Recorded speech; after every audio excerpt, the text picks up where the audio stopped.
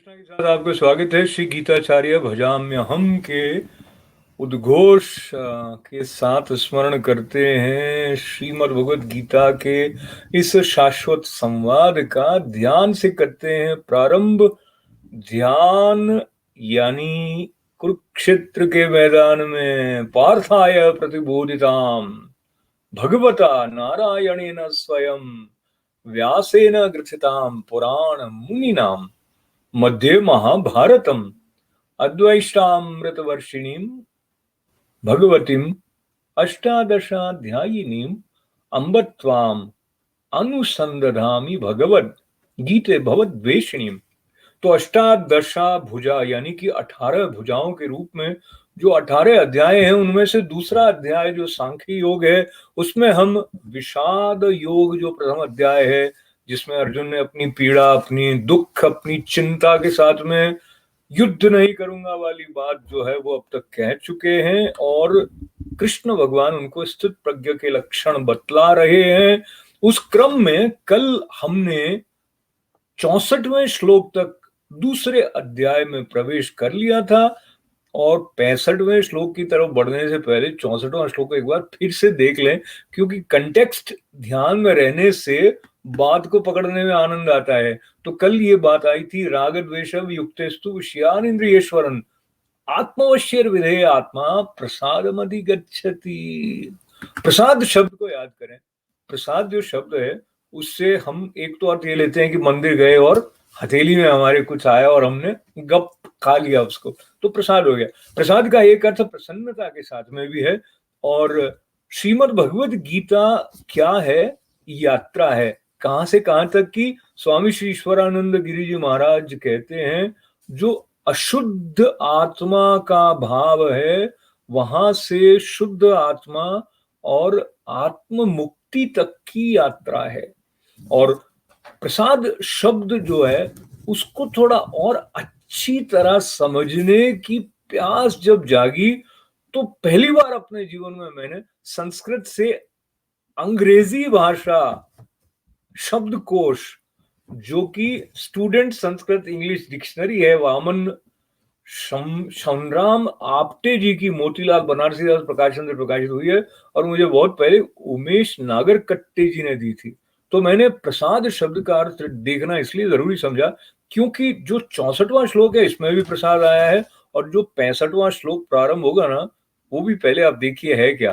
प्रसादे सर्व दुखानाम हानि रस्योपजायते प्रसन्न चेतसो याशु बुद्धि पर्यवतिष्ठते। तो डिक्शनरी में जो अंग्रेजी अर्थ प्रसाद के लिए उसमें एक प्रसादन शब्द भी मैंने देखा, प्यूरिफाइंग, क्लियरिंग। और प्रसाद का मतलब बहुत सारे हैं, जिसमें kindness, good temper, calmness, tranquility, absence of excitement, brightness, transparency and purity.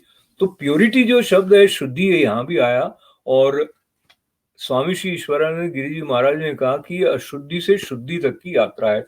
तो शुद्धि किस स्तर पर कैसे कैसे हो रही है, उसका परिचय लेते हुए हम भी अपनी प्रसन्नता तक पहुंचेंगे। और 65वां जो श्लोक है इसको देखिए आप, प्रसादे सर्व दुखानाम हानि रस्योपजायते प्रसन्न चेतसो याशु बुद्धि पर्यवतिष्ठते। इसका अर्थ बताया, अंतःकरण की प्रसन्नता प्राप्त होने पर इसके सारे दुखों का अभाव हो जाता है। प्रसन्न चित्त वाले कर्म योगी की बुद्धि सब ओर से हटकर एक परमात्मा में ही भली भांति स्थिर हो जाती है। तो इसमें जो शब्द आप देखें, प्रसादे सर्व दुखा नाम हानि रस्योपजायते, तो प्रसाद का अर्थ तो हमने देख ही लिया। और सर्व दुखा नाम हानि रस्योपजायते मतलब सारे दुखों से हानि हो जाती है। और कैसे कि वो जब दुखों का अभाव हो जाता है, तो वो जो रस है जो दुखों वाला है, चिंता वाला है, जिसको लेकर व्यग्रता है, जिसको लेकर आकुलता है, मानसिक अशांति है, उसके पीछे क्या है? अपने आप में स्थित नहीं होना उसका एक कारण है। तो जब आत्म स्थित हो गए, मानसिक शांति आ गई, तो इंद्रियों की लालसा चली गई, तो एक स्थिरता आ गई, तो एक निश्चिंतता आ गई। और प्रसन्नता जब होती है तो हमारी क्षमाशीलता बढ़ जाती है, वरना हम बात-बात पर लोगों से गुस्सा कर लेते हैं, उसने ऐसा कर दिया, ऐसा कह दिया इत्यादि बातों को लेकर। तो जो क्षमाशीलता बढ़ जाती है, हमारी उदारता बढ़ जाती है, हम अपने अंदर इतने प्रसन्न होते हैं कि छोटी-छोटी बातों को लेके don't sweet the small stuff जो कहा जाता है, जब आप don't sweet the small stuff होगा, तब आप डोंट वरी बी हैप्पी की अवस्था की तरफ बहुत जल्दी-जल्दी बढ़ जाएँगे, बल्कि वहाँ से बाहर ही नहीं निकलेंगे। तो बुद्धि पर्यवतिष्ठते, तो पर्यवतिष्ठते के बारे में भी मैं सोचने लगा, क्योंकि अधिकतर जहाँ अनुवाद है, तो इसका अनुवाद ऐसे किया है कि कर्मयोगी की बुद्धि सब ओर से हटकर एक परमात्मा में ही भली-भांति स्थिर हो जाती है। तो मैं देखने लगा कि परमात्मा शब्द तो यहाँ है ही नहीं। तो पर फिर कॉन्टेक्स्ट की बात आती है। कॉन्टेक्स्ट को देखते हुए ये जो दिव्य संवाद है, तो इसको ठीक से समझाने के लिए जो ज्ञानी जन उन्होंने कहा कि ये परमात्मा में ही भली-भांति स्थिर हो जाती है। अगर हम इसको परमात्मा को अलग हटाकर भी देखें, अपने आप में आत्मस्थित होना, स्थिरता को प्राप्त करना, वो भी इसका ठीक-ठीक अर्थ हो सकता है। क्योंकि आत्मा सो परमात्मा, जो आत्मा है वो परमात्मा है। उस भाव तक हम नहीं गए होते हैं, तो हमारा हाथ पकड़ कर ले जाने के लिए संत जन हमें इस प्रकार से समझा देते हैं।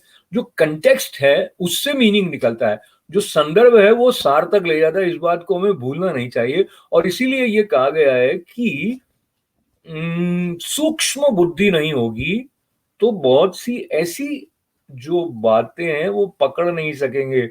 गुरु आश्वस्त करते हैं, दृश्यते तु अग्रया बुद्धया सूक्ष्मया सूक्ष्मदर्शी भी।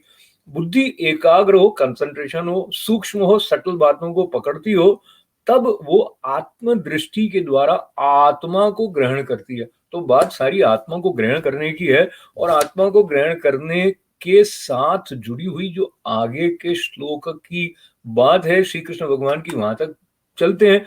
66वें श्लोक में उन्होंने कहा, नास्तिर बुद्धि युक्तस्य न चायुक्तस्य भावना न चाभावयत शांतिर अशांतस्य कुतः सुखम।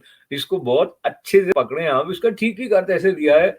गीता प्रेस वाली जो गीता की पुस्तक है, उसमें न जीते हुए मन और इंद्रियों वाले पुरुष में निश्चयात्मिका बुद्धि नहीं होती, और उस अयुक्त मनुष्य के अंतःकरण में भावना भी नहीं होती, और भावनाहीन मनुष्य को शांति नहीं मिलती, और शांति रहित मनुष्य को सुख कैसे मिल सकता है।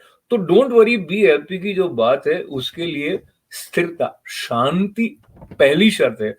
जैसे कि रामचरितमानस में भी कहा, जाने बिनु न होई परतीति। तो ये सारी बात जानने की है। जानना क्या है? आत्मा को। आत्मज्ञान नहीं है, मन अस्थिर है, और तो फिर ध्यान संभव नहीं है, और ध्यान संभव नहीं है। और समझिए कि कोई हमें प्रसाद दे रहा है और हमने हाथ यहां से वहां कर दिया, वो वाली जो बात है ना, तो जो अस्थिरता है उसके कारण हमारे पास संसार के बहुत सारे बड़े बड़े संसाधन हैं, मिलियनेयर हो गए, बिलियनेयर हो गए, लेकिन मन में व्याकुलता है, मन में अशांति है, तो सुख कैसे मिलेगा? जो बड़ा बड़ा 5 स्टार वाला पलंग है, उस पर सोने से सुख नहीं मिलेगा। सुख तो अंदर उपलब्ध होता है, और वहां तक हम कैसे पहुंचे, यही यात्रा श्रीमद् भगवद गीता जिस तरह से अर्जुन के हिस्से में लेकर आई है, वो हमारे लिए भी सुलभ है।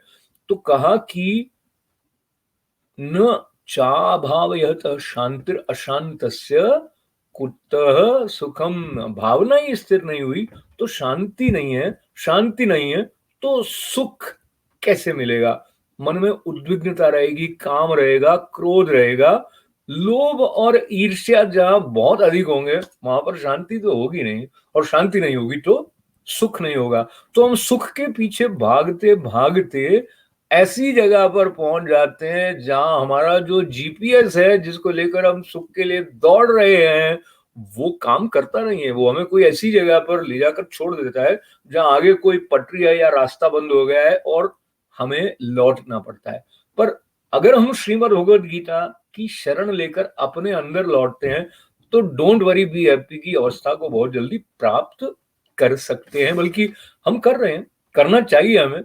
ये जो कहा गया कि स्वतंत्रता हमारा जन्म सिद्ध अधिकार है, वो स्वतंत्रता श्रीमद् भगवद गीता प्रत्येक मानव को दे रही है, और हमें उसको लाभ को छोड़ना नहीं है। तो दो पंक्तियां कभी कही गई थी, कामना का एक विकट संताप मुझ पर छा गया, मैं गगन का यात्री पथ भ्रम से भंवर में आ गया।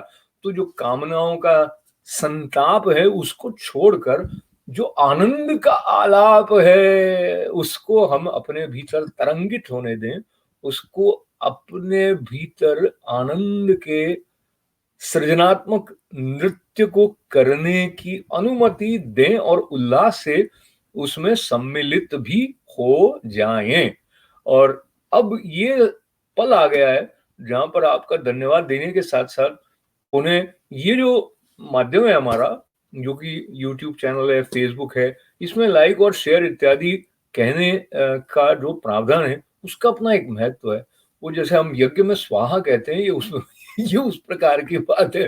तो वो आपके साथ पुनः उसको याद करते हुए कि हम आनंद से अपने आनंद को बढ़ाएं, औरों के आनंद को बढ़ाएं, पर सबसे महत्वपूर्ण बात पुनः ये है कि अशुद्धि से शुद्धि तक की जो यात्रा श्रीमद् भगवत गीता हमको करवा रही है उसके लिए हम अपने आप को प्रस्तुत करते हैं, और बाकी का जो सब है वो स्वतः सिद्ध है भी और होता भी जाएगा। और आपके लिए बहुत सारी मंगल कामनाएं, बहुत सारा धन्यवाद करने के अलावा एक और बात है, और वो बात ये है कि कल फिर मिलते हैं। दूसरे अध्याय के आगे के 2 श्लोक और भी महत्वपूर्ण है, स्थित प्रज्ञ श्लोकों की श्रृंखला में हमें, तो don't worry, be happy, see you tomorrow. ओम पूर्णमदः पूर्णमिदं पूर्णात् पूर्णमुदच्यते पूर्णस्य पूर्णमादाय पूर्णमेवावशिष्यते। ओम शांति शांति शांति। जय श्री कृष्णा।